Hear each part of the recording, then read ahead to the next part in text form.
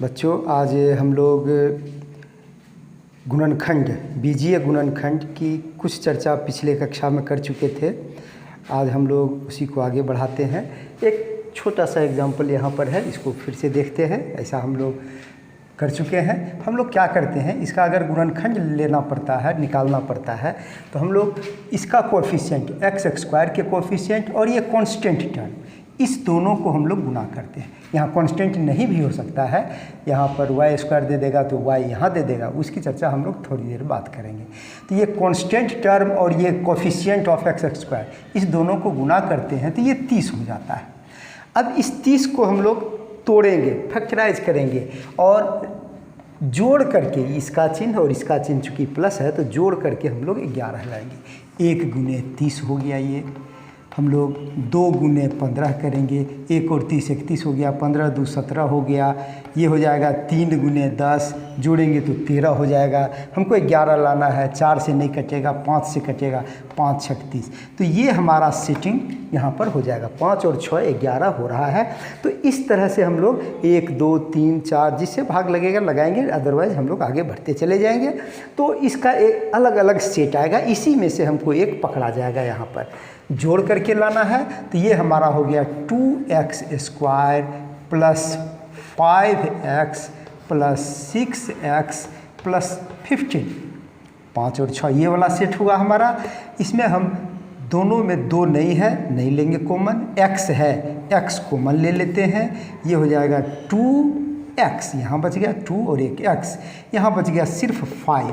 चलिए इसको लिख देते हैं। और यहाँ पर दोनों में x नहीं है, 6 है, इसको 6 नहीं है, 6 नहीं है। इसमें हमारा है 3, ये 3 गुने 2 है और ये 3 गुने 5 है। तो इसमें से 3 ले लेंगे तो यहाँ 2 बच जाएगा, यहाँ 5 बच जाएगा। ये 3 कॉमन ले लिए तो यहाँ बच गया 2 और x प्लस यहाँ पर 5 बच गया 5। इसको नहीं भी लिखते हैं, अभी समझने के लिए छोड़ दे रहे हैं। आगे हम लोग करते हैं 2x प्लस 5 दोनों में है तो हम लोग ले लेते हैं 2x प्लस 5। यहाँ बच गया हमारा x, यहाँ बच गया हमारा 3 और ये हमारा आंसर हो गया। तो इस तरह से हम देखते हैं कि मिडिल टर्म को तोड़ते हैं, इसको मिडिल टर्म स्प्लिटिंग कहते हैं, मध्य पद का विखंडन करते हैं हम लोग, और इस तरह से रिजल्ट पर हम लोग पहुंच जाते हैं। इसी को अगर हम एक दूसरे तरीक़ा से इसे दे सकते हैं, थोड़ा सा चूँकि प्रश्न देने वाला रूप बदल करके दे सकता है, आप स्क्रीनशॉट ले रहे हैं, ले चुके होंगे। आगे हम इसको थोड़ा रूप बदल देते हैं। रूप बदलने का कारण हमारा ये है कि हम इसको 15 को इधर लिख दिए, 15 एक्स स्क्वायर, और लिख दिए मान लीजिए प्लस x, और यहाँ लिख दिए -2। अब क्या करते हैं, 15 तो इधर आ गया, तो क्या करेंगे, बहुत आसान है। इसके कांस्टेंट टर्म हमारा 15 हो गया, 15 दूना 30, यही 30 को फैक्टराइज करना है। अब हमको घटा करके, यहाँ घटा करके और 1 लाना है। तो घटाएंगे तो यहाँ 29, ये हो जाएगा 15 में से 2 घटेगा 13, 10 में से 3 घटेगा 7, 6 में से 5 घटेगा तो 1, फिर यहीं पर आके सेट हो रहा है। अगर 10 में से 3 घटाएंगे 7 रहता तो हमारा ये सेटिंग आ जाता। तो हम जब प्रश्न कोई देता है तो इसी में से कोई एगो आपको दे देगा, तो आप खुद भी कंपोज कर सकते हैं। इस तरह से 30 का फैक्टराइज करके, 48 को फैक्टराइज करके डिफरेंट सेटिंग यहाँ पर हम लोग ला सकते हैं। आगे देखते हैं, इसको हम लोग क्या करते हैं, घटा करके 1 लाना है, यानी 6 और 5। इसमें क्या करते हैं, 5 15 एक्स स्क्वायर, इसमें घटाना है तो बड़ा का चिन्ह हम लोग ये देंगे। इसमें बड़ा है 6 तो बड़ा का चिन्ह देंगे, प्लस 6x, छोटे का चिन्ह माने 5 का चिन्ह इसका उलट हो जाएगा, -5x -2। क्लियर है कि 6x में से 5x घटेगा तो 1x बच जाएगा। ये हमारा हो गया 15 और 6 में 3 है, 3 गुने 2 3 गुने 5, तो 3 को हम बाहर कर दिए, 3 गुने 5 था और x भी बाहर आ गया, x भी बाहर आ गया। तो 3 गुने 5 था तो 5 बच गया और एगो x बच गया यहाँ पर। यहाँ प्लस x तो बाहर आ गया, 3 बाहर आ गया, 3 गुने 2 2 बच गया था, माइनस यहाँ बाहर ले लिए, यहाँ पर कुछ भी कॉमन नहीं है तो -1 कॉमन आ गया, तो ई भी प्लस हो गया, यानी कि 5x प्लस 2 अंदर में ये हो गया। अब ये और ये हमारा बराबर हो गया। जब ये मध्य पद विखंडन वाला प्रोसेस हम लोग अपनाते हैं मिडिल टर्म में स्प्लिटिंग का, तो जब ये फैक्टर दोनों अगर हमारा सेम आ जाता है, ये पार्ट और ये पार्ट, तब हम समझ जाते हैं कि हम सही स्टेप पर हैं। तो ये हमारा कॉमन हो गया 5x + 2 और ये हो गया हमारा 3x - 1। ये हमारा रिजल्ट हो गया आंसर। तो आप समझ रहे हैं कि हम लोग मिडिल टर्म स्प्लिटिंग को अलग अलग तरीक़ा से कर सकते हैं। इस तरह से एक प्रैक्टिस के लिए हम आपको दे रहे हैं, आप इसको अपने से ये प्रैक्टिस कर लीजिए। ये है हमारा x² - x - 72। इसी को अलग से लोग दे देगा 8x² - x - 9। इसको +x करेगा, फिर इस तरह से हम लोग बनाएंगे, बड़ा का चिन्ह प्लस, छोटा का चिन्ह माइनस कर देंगे। इस तरह से आप प्रैक्टिस करें, अच्छा रहेगा। आगे हम लोग देखते हैं, कभी कभी ऐसा होता है कि बहुत बड़ी राशि दे देगा और फिर उसका हम लोग को फैक्टराइज करना होगा तो थोड़ी दिक्कत होगी, लेकिन उसमें थोड़ा बारीकी से उसका हम अध्ययन करते हैं तो एक सॉल्यूशन हमको निकल जाता है, एक राह निकल जाती है। जैसे हम करते हैं x² + x - 600। चलिए इसको आप उतार लिए होंगे, स्क्रीनशॉट ले लिए होंगे, हम इसको मिटा देते हैं। अब हमारा है ये 600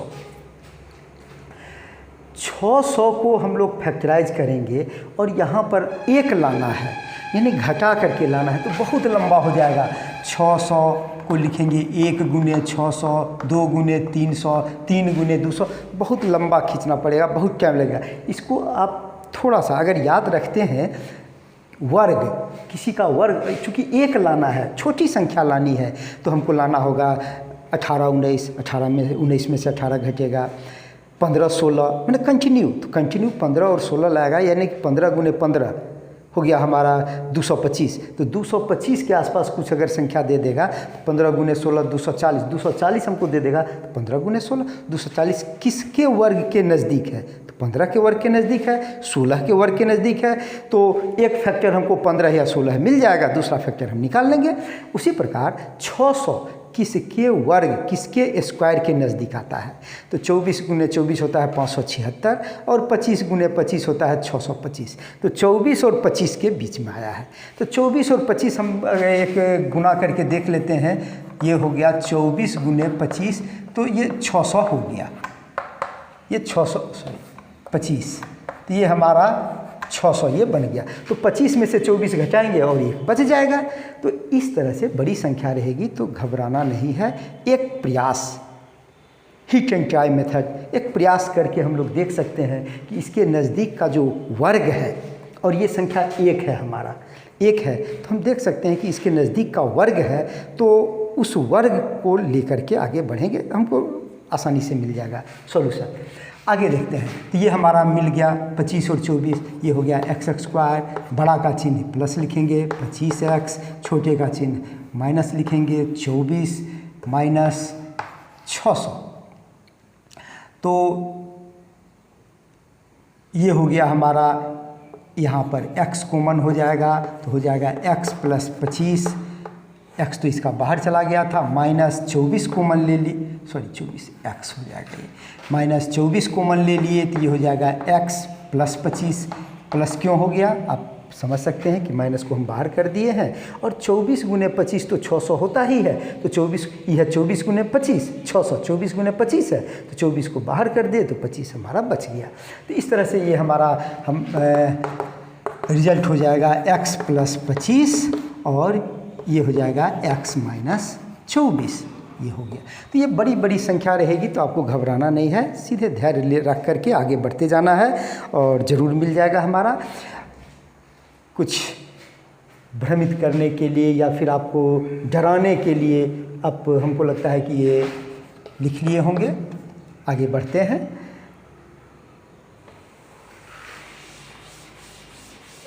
कुछ इस तरह का भी सवाल दे देगा, हम लोग आगे चर्चा कर रहे हैं। देखिए ये दे देगा, सवाल है 1/7 x²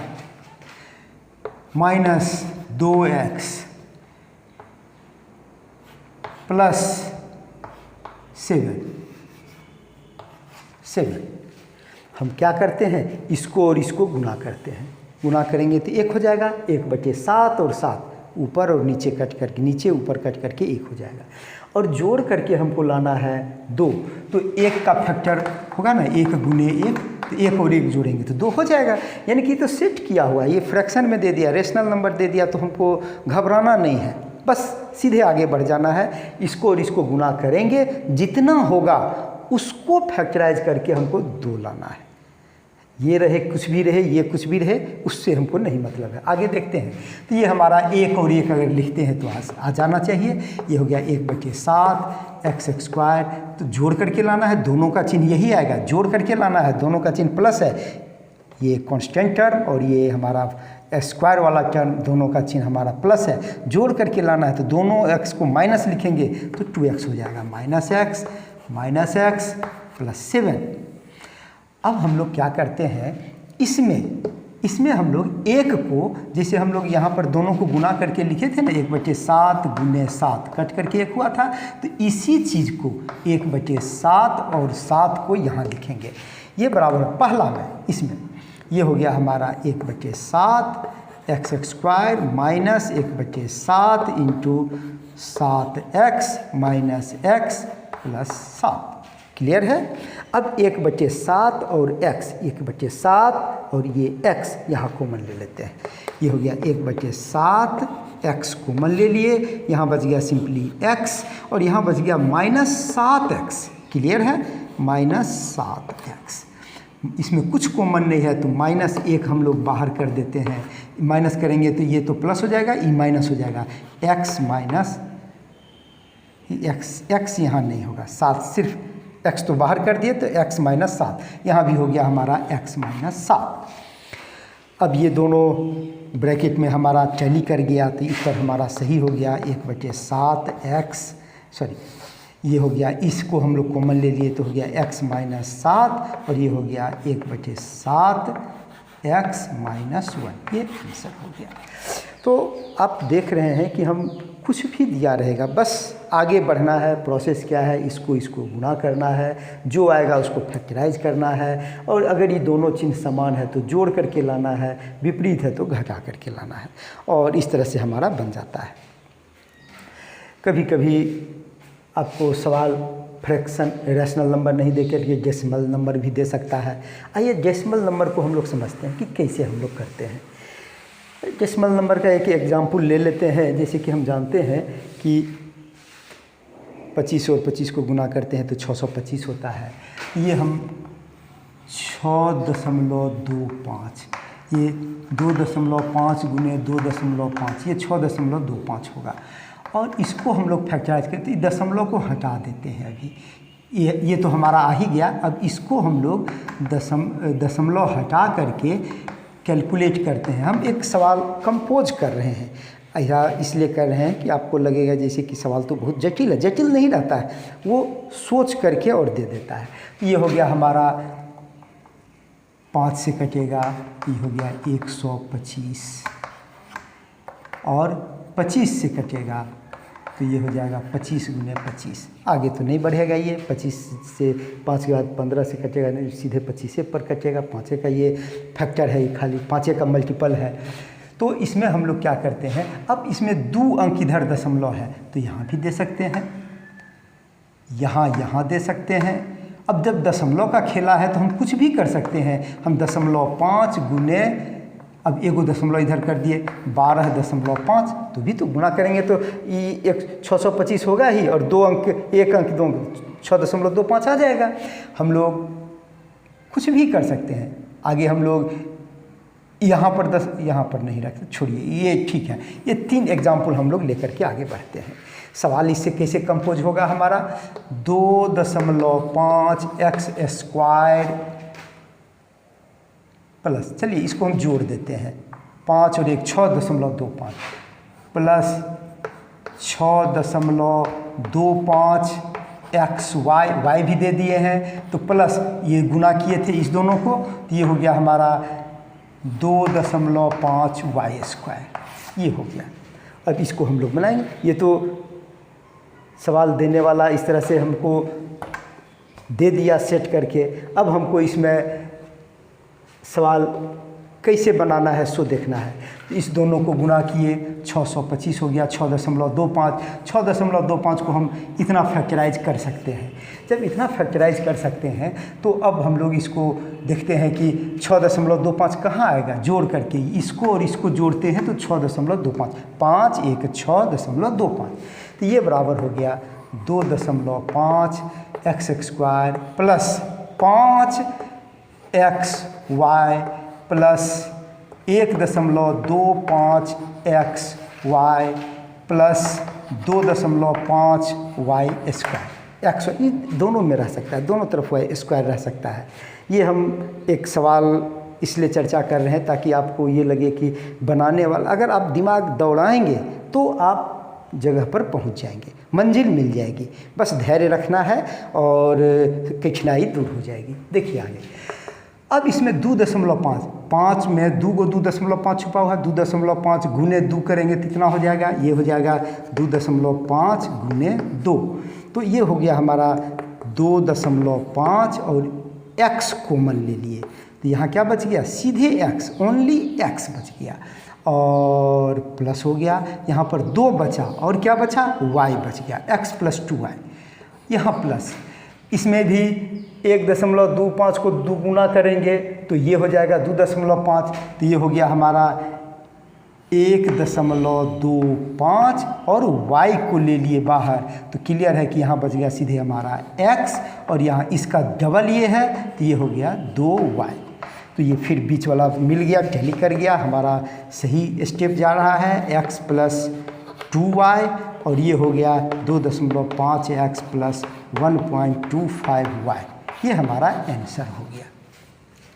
अब ज़रा सोचिए ये और ये से कितना सवाल बन सकता है हमारा। हम देख लिए कि इसको हम लोग बना लिए। 5 भी बन सकता है, 2.5 और 2.5 को जोड़ेंगे तो सीधे 5 हम लोग लिख सकते हैं। 5, 2.5 और 2.5 को हम लोग जोड़ेंगे तो 5 हो जाएगा। इसको और इसको जोड़ेंगे तो हमारा एक नया सवाल हो सकता है। इस तरह से हम कुछ सवाल यहाँ क्रिएट कर रहे हैं। 2.5 x² plus 5x y plus 2.5 y², ये एक हो गया। दूसरा सवाल हम लोग क्या कर सकते हैं, 2.5 x²। अब क्या करते हैं, अब इसको जोड़ देते हैं। इसको जोड़ेंगे तो 12, 12.5 और आधा 13 हो जाएगा। ये हो जाएगा प्लस 13xy प्लस 2.5 y²।